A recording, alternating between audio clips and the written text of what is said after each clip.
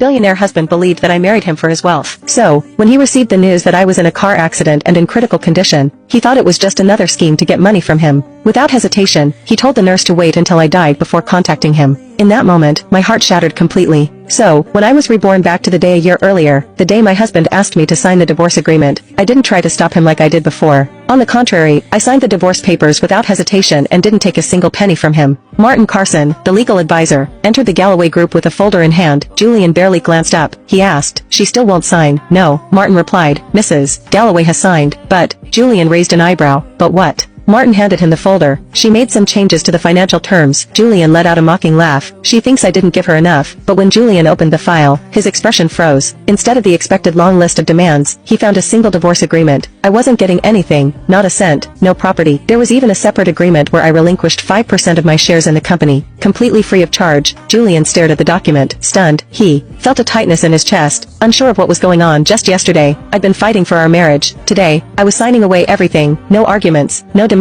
What game was I playing? What did she say? He asked, trying to mask his surprise. Martin shook his head. "Nothing. Just said you should finalize everything as soon as possible." Julian gripped the file tightly, utterly confused. Why was I giving everything up? Had I been pretending all this time? Meanwhile, his assistant, Alan Barker, couldn't believe what he was seeing. Julian's initial offer had been so generous, and now I was leaving without taking anything. Not even the shares. Alan couldn't understand. I could have lived comfortably off those shares. Why give them up? Downstairs, the maid Clara saw me coming down the grand staircase, packing my bags. "Mrs. Galloway, are you leaving?" she asked, her eyes full of confusion. I gave a faint smile. "I'm moving out, Clara. Thank you for everything you've done for me." Everyone in the house knew Julian and I had never loved each other. Our marriage had always been an arrangement, forced by his grandfather Isaac. After Isaac passed away, Julian didn't hesitate to ask for a divorce. I'd always been quiet, respectful, never asking anything of anyone, but Julian was different. Clara hesitated before asking, "Are you really leaving, Mr. Galloway?" "Yes," I replied, my smile never faltering. As I walked toward the door, I stopped and turned. "Clara, one last thing. Please have someone pull the lilies out of the garden." "But you planted them yourself." Clara frowned. "They remind him of me," I said, my voice steady despite the sadness that lingered. "It's time to move on. Don't let him remember me." The next morning, I packed up the documents and drove straight to the courthouse. When I arrived, people were already finalizing their divorces.